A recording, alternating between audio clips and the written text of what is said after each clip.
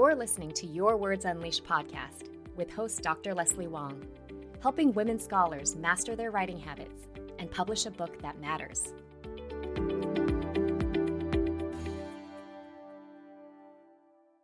So please join me in welcoming Allison Van Deventer onto the podcast today. Allison is a developmental editor for academic authors in the humanities. She received her PhD in comparative literature from UCLA.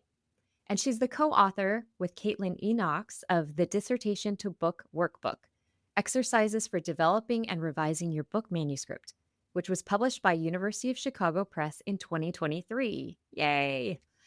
Allison and Caitlin run workshops for book authors, including the Dissertation to Book Workshop and the Book Chapter Shortcut. So Allison and I are both in the Boston area and have been in one another's networks for a while, and I have used parts of her workbook with my own clients and have found the exercises to be super useful.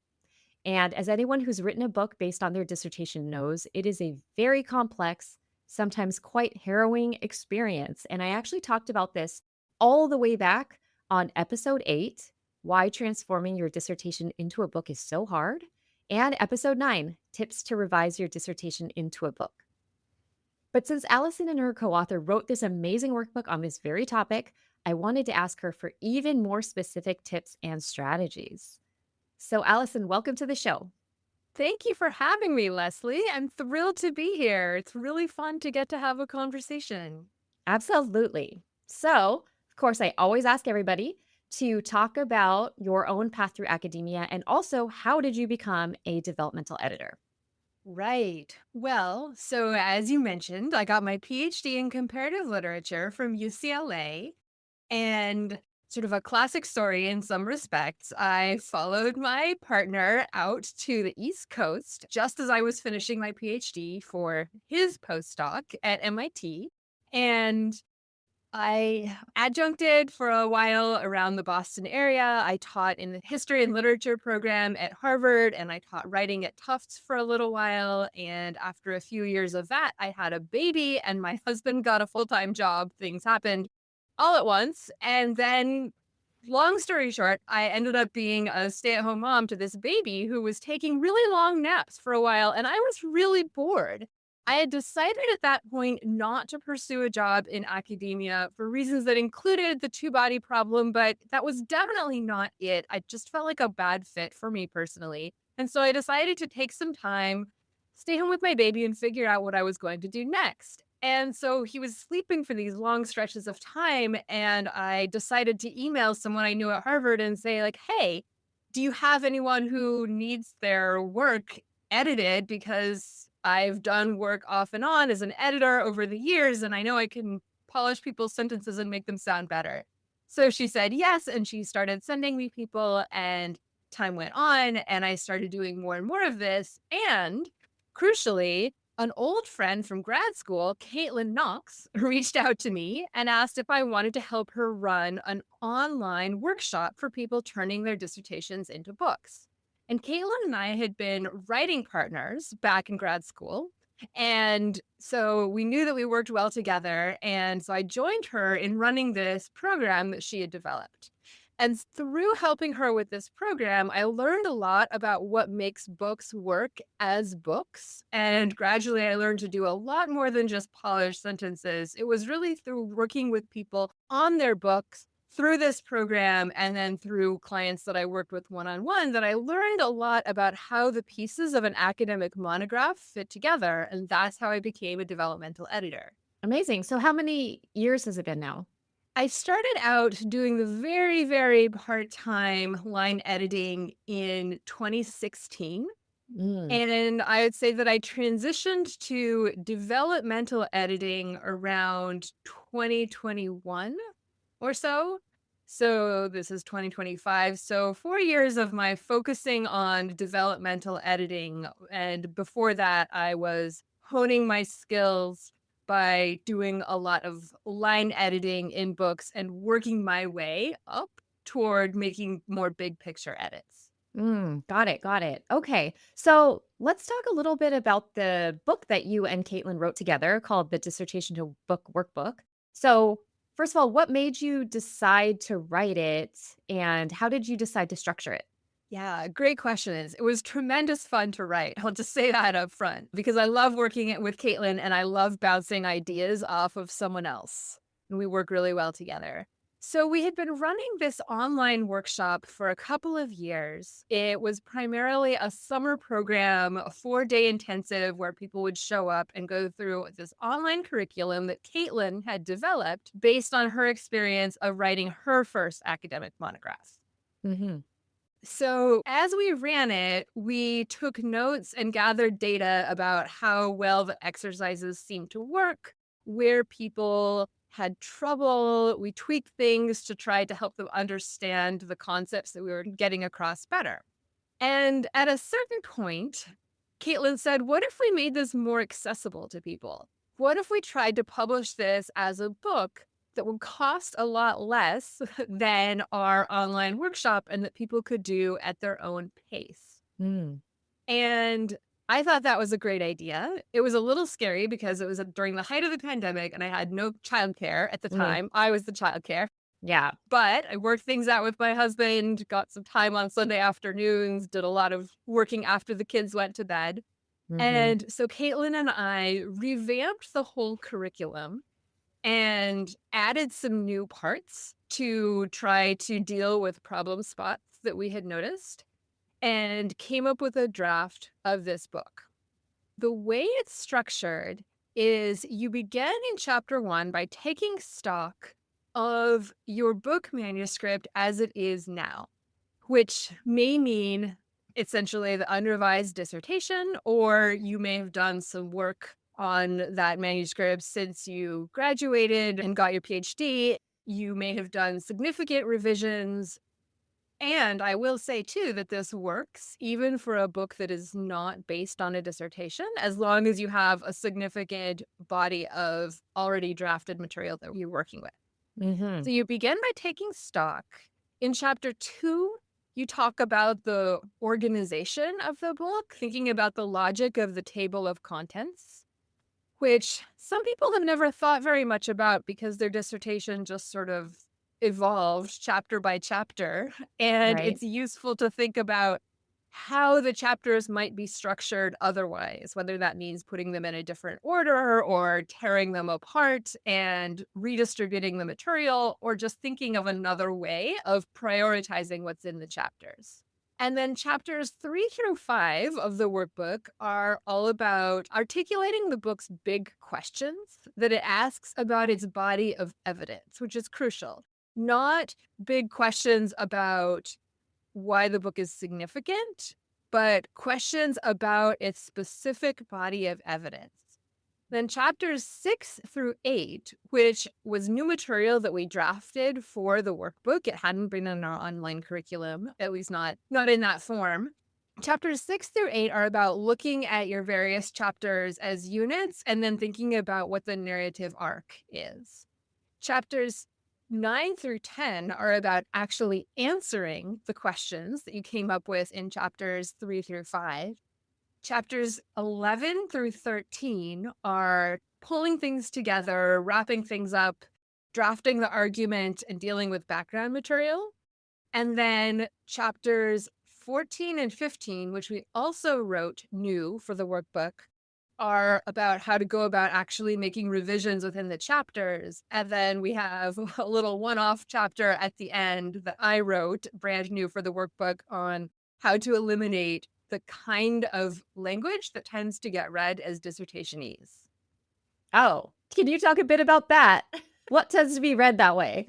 Yes. So I have opinionated opinions about dissertationese. And my first opinion is that this is not the most important thing when it comes to turning your dissertation into a book. People tend to think of it as the most important thing, but really it's not. And once you understand the issue, it's actually fairly straightforward to deal with. Okay. So a major thing that tends to get read as dissertationese is extensive citations of other people's work, particularly in a defensive or deferential tone, Oh my gosh, totally. right? So, like in a very practical sense, you could take the places where you cite other people's work and just spend less time. So still cite other people's work, but literally give them less space on the page. condense those things. Hmm. Really minimize direct quotes from other scholars' work. And if you are going to do a direct quote, think about doing maybe just a phrase or half a sentence rather than quoting entire paragraphs or entire sentences. Just Hmm. condense. And also try not to cite people to show that they're wrong or to prove that you're right. Because that's the kind of work that you might have done in the dissertation, and it may have been necessary then because you were literally proving yourself in the dissertation. That's the function of a dissertation. But when you write a book, your readers will encounter this published object as something that is written by an expert. Like Right. you will appear, right, on the back cover of that book or on the back of Flab as someone who is an expert and who knows their stuff. You don't have to try to earn your place anymore. Like you already belong to the community of scholars. And so the readers who seek out your book will largely do it because they want to learn about your topic. They're not going to hate read you for the most part. And so when you cite other scholars, you can cite their work because it's useful for your argument in some way. Like this is an example of what scholar X calls or cite a concept to clarify what you mean to say, not to show that either they're wrong or to prove that you're right. Yeah, that makes so much sense to me. And I think I encounter that a lot with my clients who are they're like either at the postdoc phase or very newly in a tenure track position where they feel like there's pages and pages of lit review that don't mention anything about their own project yet. You know what I mean? So it's Mhm. like that proving of like, let me show you how much I know about this field is not necessary when you broaden your audience, right? Right. So really, I think citing folks and citing other research that is in service to your own. It's like this huge shift, but I feel like a lot of times that's not discussed. Yes, I have so much to say about this.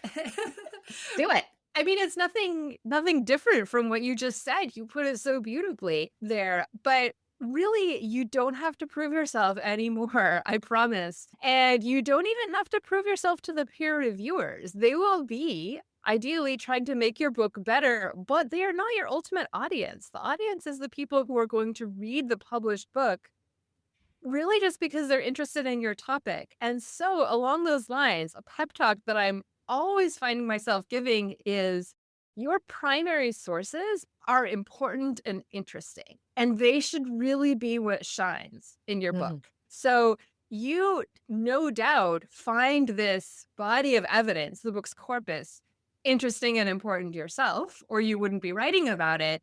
And so, see if you can communicate that interest and enthusiasm to your readers and really give space to those primary sources. The analysis of those sources is central. And when you begin with that and prioritize those sources, the rest tends to come. You can Mhm. find ways to explain why the book is significant to scholars who are not working with those specific sources. You can find ways to bring in scholarship, but the evidence yourself, that's the center. Right. I think that that is like a very common challenge that first time authors face. What other ones have you seen in your own work? What other major challenges do people have when they're turning their dissertations into books? Well, I see two main buckets of challenges. And the first one is the whole set of emotional and mental challenges, Hmm. including not knowing where to start and feeling overwhelmed, and maybe having gotten a bunch of feedback and input on first the dissertation and maybe the in progress book manuscript or parts of the manuscript and not knowing how to put this advice into practice, or maybe some of it is conflicting advice. And so there's just this feeling of being overwhelmed and not knowing how to break this down into manageable pieces. Mhm. So there's all of that. But then I also see challenges in the book itself. And because I'm a developmental editor, I'm not trained as a coach. I am always interested in going to the book manuscript to see where are the difficulties there that maybe making it difficult for the author to really figure out for themselves what needs to be done. Mm. And so one major challenge that I see is that the stated argument of the book is not actually the one that's developed in the Totally. book. Yeah. Yeah. Caitlin and I were chatting recently, and she put it this way, that there's a difference between the argument that the book says and the argument that the book does. Right. And this is particularly common in dissertation to book projects, I find, because the argument may have evolved over a long period of time, years probably. And so authors may have a way they're used to talking about the book, but that may not have kept pace with what the evidence actually says. Hmm. And there may be pockets of evidence that the author hasn't gone in and really delved into again. And just for whatever reason, there's some sort of discrepancy between what the book is promising to do in the argument that you're used to giving and like what the actual evidence allows you to demonstrate. So that's a big one. And it's not easy to find. It can be quite subtle. Another difficulty is at the level of the chapter arguments. Hmm. So maybe big picture, there is correspondence between the book argument and what the evidence can say. But in the chapter arguments, as stated in the chapter introductions, they might be vague, more like topic statements rather than interpretive claims. Hmm. Or sometimes the chapter arguments actually turn out to be about different actors than the ones that are featured in the book argument. So the book argument is about how, I don't know, different texts did different things. And then in the chapter arguments, you actually have authors and readers Hmm. doing different things. So there's a discrepancy of that sort. Or maybe a key piece of the book argument is left out. Maybe it's actually supported by the evidence, but when you look at the statements of the chapter arguments, they are not addressing this piece of the book argument. Or maybe just the chapter arguments seem to be adding up to something different. And something Hmm. that I do sometimes for clients is pull out all of their chapter argument statements and put them in a separate document, just one after the other.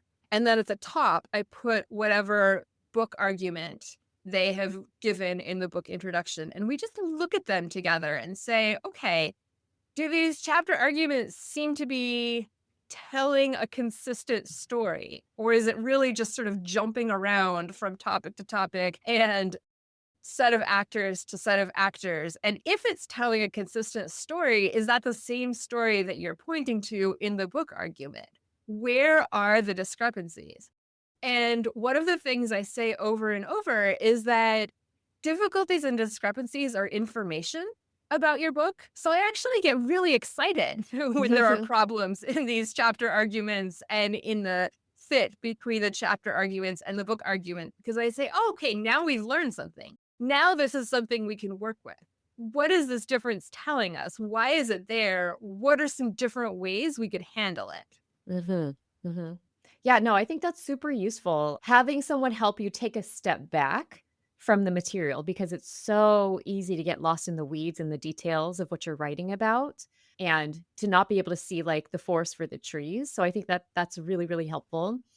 One of the things I see a lot in people's chapters is multiple arguments. You know what I mean? So to be like, Mm-hmm. well, I contend this and I'm arguing this, and it's unclear which of those is like the actual chapter argument. And sometimes which of them is the actual book level argument. Do you see this often?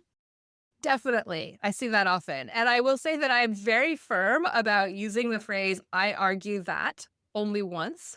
Me too. Me too. Yes. Once in the book introduction. Exactly. Yes. Right. But taking out the actual words, I argue that is not going to fix the problem if what you actually have are arguments, different argument statements scattered throughout the chapter introduction. Right. Right. So, what we have to do at that point is figure out what the chapter is actually saying. Or let's say what the chapter is doing. What is the argument that the chapter is actually making in its body? And compare that to the argument that it says it's making in the chapter introduction so that we can really get some clarity and figure out what it is that needs to be adjusted if we're going to have one clear chapter argument that's developed in the chapter, right? Because Right. maybe it's the statement of the argument that needs to be changed, but maybe it's what's within the chapter that needs to be changed. Mhm. Mhm. And maybe it's a matter of framing. Maybe there actually is more consistency than there seems to be. So there are different ways this could go. And the intermediate step is to really take stock of what the chapter is doing in the body of the chapter.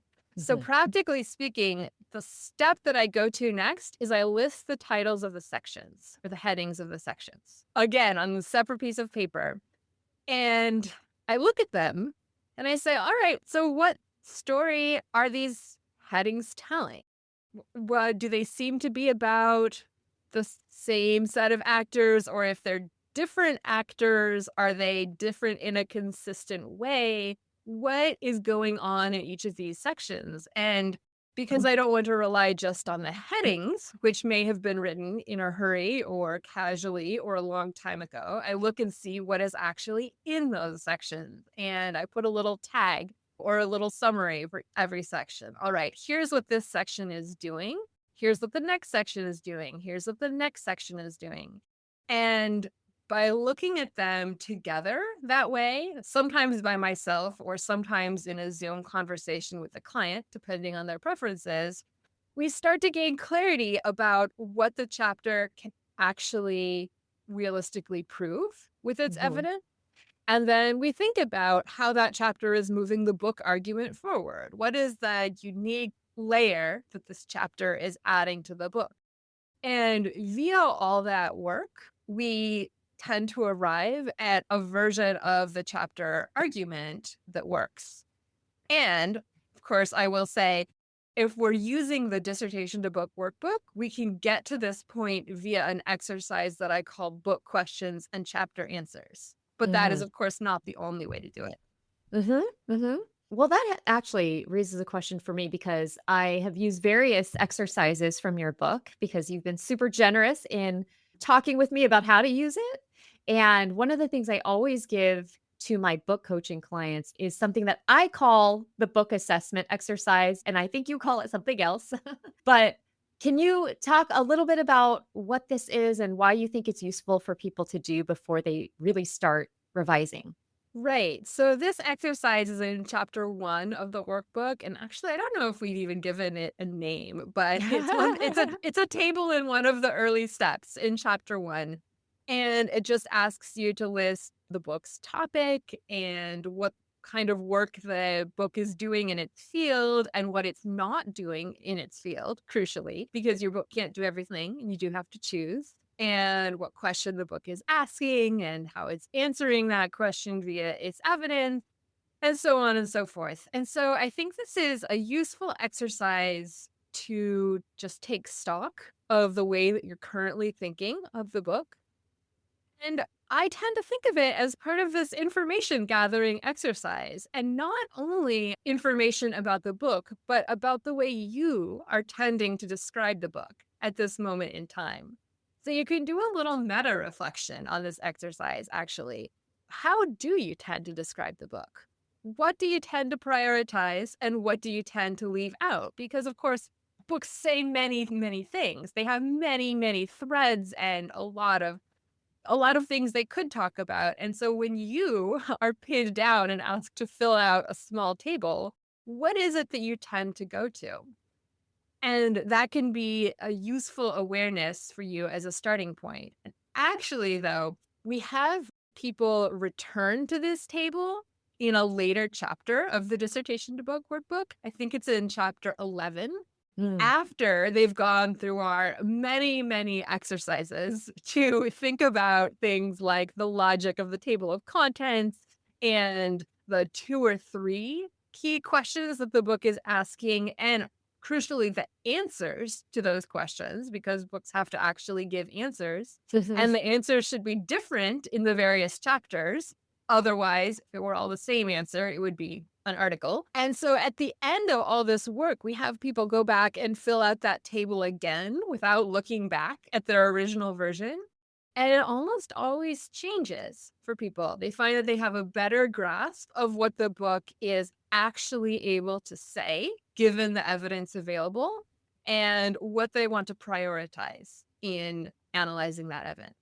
Yeah. Yeah. I mean, so the reason I always give it to people to do is that I can see on one page exactly where they're at in their process. So with their Mhm. book. So what I really like about it is that it forces people to put some parameters around a f and make their project finite. And I think especially when something was a dissertation, which often dissertations are very broad, um, and with a book, you're trying to get something much more focused, right? And so it's more focused, but also legible to a wider audience. So it's like you're making all these changes while you're doing it. And I think a lot of first time authors don't know how or don't know that they should make a whole bunch of decisions before they ever start revising.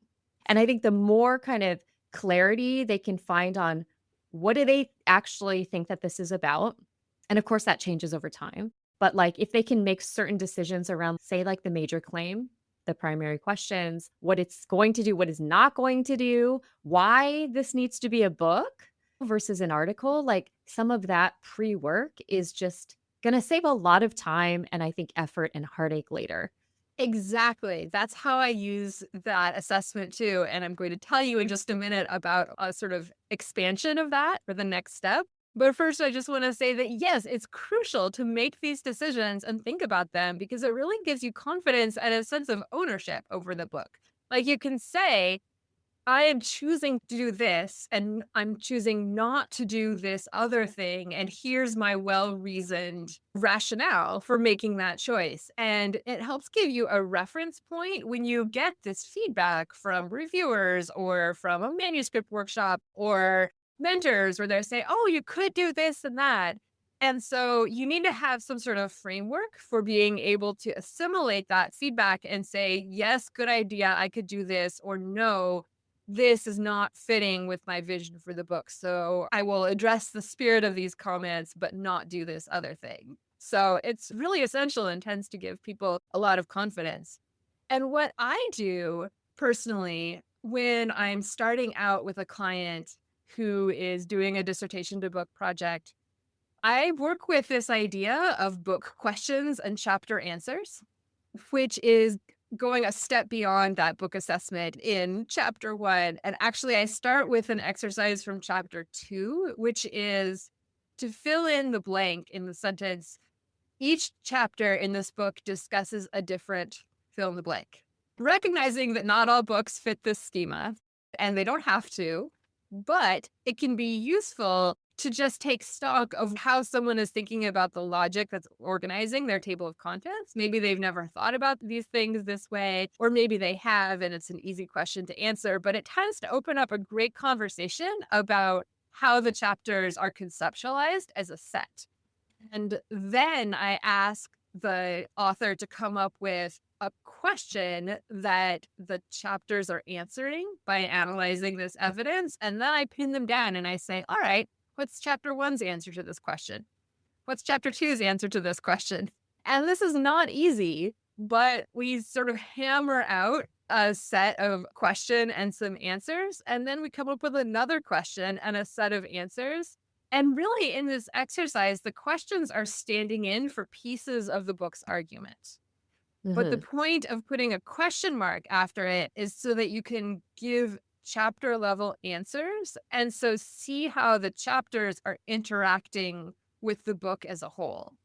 And it tends to bring up a lot of interesting questions. And again, in the spirit of gathering information about the book, because sometimes you find that one chapter is not, in fact, answering the question at all. Okay, what do we do with that then? Is it that sometimes if you cut out half of that chapter's evidence, you all of a sudden find that it's able to answer the question? Or sometimes it's actually answering the question, but in a really non-obvious way that you wouldn't have thought about. Or sometimes it's a chapter that could be spun off into an article and the whole book makes more sense without it. There are all Right. kinds of solutions that are possible. Yeah, and so in the spirit of thinking about things that will maybe save you some time or timing of things, I'm wondering when do you recommend that people start writing their book proposal in this whole process? Right. That's a great question that has two possible answers. And it depends on what you want the book proposal to do for you. Hmm. So, some people use the book proposal as a way to think through these big decisions about the book, do this big picture thinking and planning, and look at the chapters as a set and think about how they all fit together and pinpoint the book's argument. And that is fine. If you're using the book proposal form to do that kind of work, then I recommend doing it early on in the process, as early as possible. Hmm. Maybe, practically speaking, after you have worked on a couple of chapters, if it's been a little while since you defended your dissertation, that you're able to revisit that material and see what you actually have, do that big picture thinking. But I have another opinion, which is that the book proposal is not necessarily the best genre in which to do that kind of big picture thinking. If it's working for you as an author, that's great. I wouldn't want to disrupt your process. But the book proposal is a genre with very specific conventions. It has parts. Each part has certain expectations and ways of doing things attached to it. Laura Portwood Stacer's book proposal book is all about that, of course. And I'm constantly recommending her book and blog posts to my clients. It's a very highly scripted genre, right? And so the question is whether people want to be doing these two things at once, the big picture thinking and also working within the conventions of the book proposal genre in order to present that big picture thinking in the best possible way to the readers. And it's Caitlin's and my contention that you can do the big picture thinking more freely with fewer constraints if you're not simultaneously trying to present it within the constraints of a book proposal, Hmm. Hmm. which is really what the dissertation to book workbook is all about. It's about how to do that big picture thinking through various exercises that we lay out. And at the end, we have people write up a book narrative, which is sort of like the raw material for a book proposal. You describe what the book's argument is and why it's significant and what each chapter is doing and what the narrative arc is like so that you have it all down on paper in about 2 pages. And then in a second step, you could take that material and shape it into a book proposal as, for example, Laura Portwood Stacer describes. So I would say that when you're writing a public facing book proposal, the one that you actually want to send out to acquiring editors, that should come quite late in the book revision process after you've touched and done some significant work in most to all of the book's chapters. Because it's really only after you've done the big picture planning and revisited the evidence that you have at hand that you will be familiar enough with your book to write a good public facing book proposal. So if you write one early on to sort of organize your thoughts, just keep in mind that you're probably going to, at a minimum, have to come back and significantly revise it later on. And also, you might consider doing the big picture planning early on without trying to make it a book proposal. I 1000% agree with you. I mean, personally, I think that writing a book proposal first is usually a big waste of time. And that's what I tell my clients because oftentimes people will come to me and the only thing they've written is the proposal. They'll be like, Mhm. I have this proposal, but it's like I'm having a hard time getting started on the book. And I'm like, well, that's great because you've got something, but we're going to have to go back to it like multiple times and revise it hugely. So you could have waited. Right. And Right. then so for folks who don't have one yet, I'm like, don't worry about it yet. Don't worry about it. Write a couple chapters, make a lot of decisions. There's a lot of decisions like to create something that is streamlined and coherent, that you're really taking a stance, an evidence-based stance on, and it also fits the tone in which you want to be writing the book. Because a lot of times those things, like tone changes over time too, as people get more Mhm. confident, I think, in the Mhm. writing process. So a lot of times, like that first proposal may sound a whole lot like the dissertation, but the Mhm. book is not really going to sound like that in the end. So you have to make a lot of things match later. So I'm all about like efficiency. If things can save time, I'm going to go that way. So that's what I always tell folks. Yes, I 1,000% agree with that. Right. But the problem is that people want to do this big picture thinking and they often realize that they need to do it, but they don't know what to do other than write a book proposal. Right. Right. Right, right. Yeah, and that's why your workbook is so helpful. Another thing, you know, academics have no time. They're always pressed for time. They're having a really hard time creating the time for things like long-term writing projects, right? So if someone is got a full course load, they're doing all this service, they've got also a personal life, how do you think they should kind of approach their revisions? Right. So I always advise my clients and workshop participants to work from the biggest chunks inward. Mhm.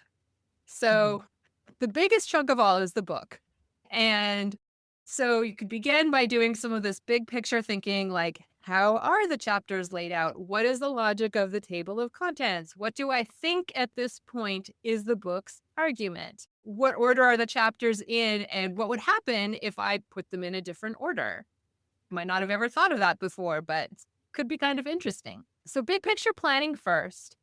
Then I would look at the chapter arguments because the chapters are the next biggest chunk in the book. So that's where I would do the exercise where you pull out the chapter arguments as stated currently, the like closest thing that each chapter has to an argument, and look at them all together and see if you can make them look like more of a set or make them tell more of a story, and also compare them against the book argument. And sort of do any work that you can to make everything seem more cohesive. And this should be serious work. It's not work to be done in 15-minute chunks. So maybe think about giving this an hour or 2 hours of your time, maybe on several days to really do some deep thinking here. But I would say don't try to get it perfect. Don't try to get it even close to perfect because this is an iterative process and you will be coming back to these chapter arguments later. So, done some work here.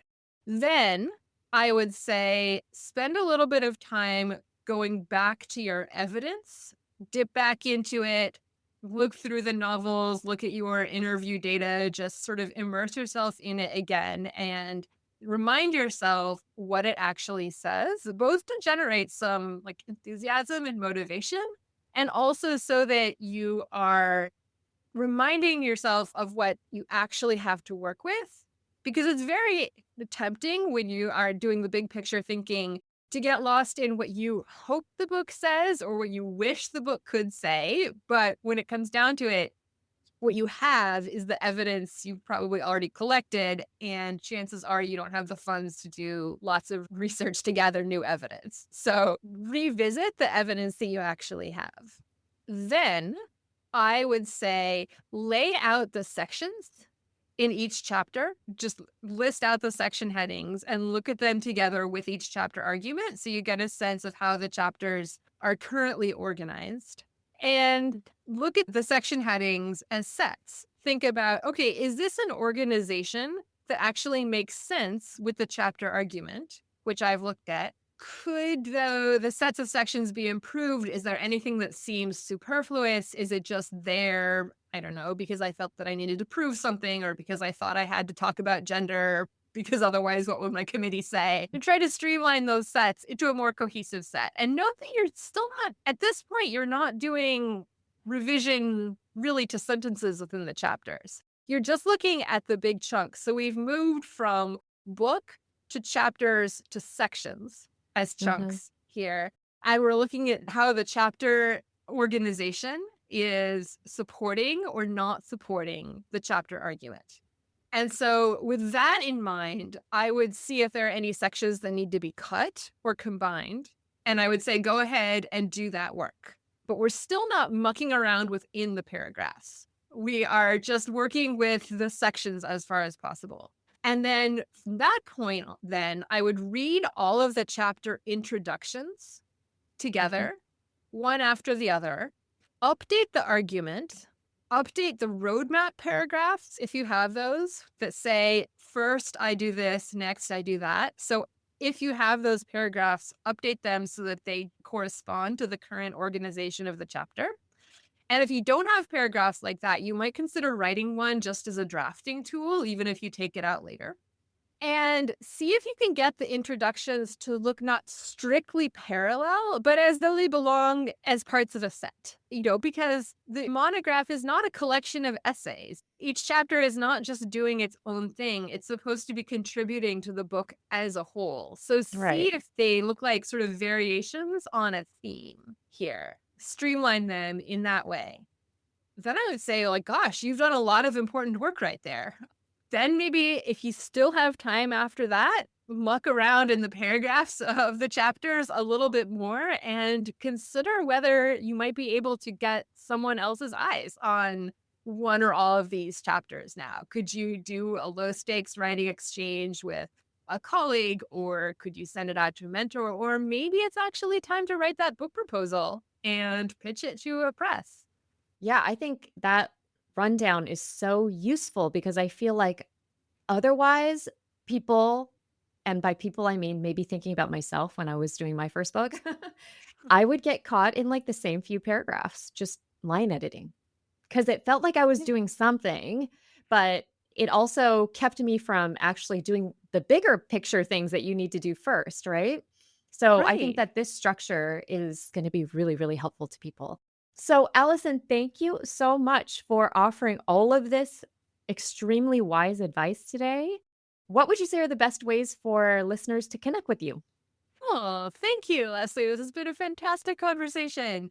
If you would like to get news about upcoming workshops that Caitlin and I give, then you could go to dissertationtobook.com and sign up for our newsletter. There should be something on the right-hand sidebar that allows you to put in your email address, and you'll sign up for our very low-key newsletter that will give news of upcoming workshops. And I actually have one coming starting at the end of January that is called the Book Chapter Shortcut, and it's a 10-week program that will guide you to assess your evidence and think about the chapter argument and plan out these sections, and then start working within the sections to make sure all the paragraphs are in line. Essentially, it's operationalizing this working from the big chunks inward thing, Mhm. but going beyond just playing with the sections to actually keep track of the paragraphs and eventually work it within paragraphs too. So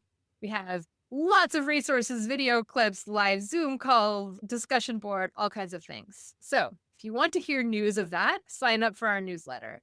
You can also follow me on LinkedIn or connect with me on LinkedIn. And I am also on Blue Sky if you'd like to connect with me there. Amazing. Amazing. I'm so grateful for you doing this work. I think it's really helping so many people in a really accessible way. So, everyone, please go out and buy the Dissertation to Book workbook. And trust me, it is very useful for any book author, not just those who are revising dissertations. So, I will talk to you all again soon. Thank you. Thanks so much.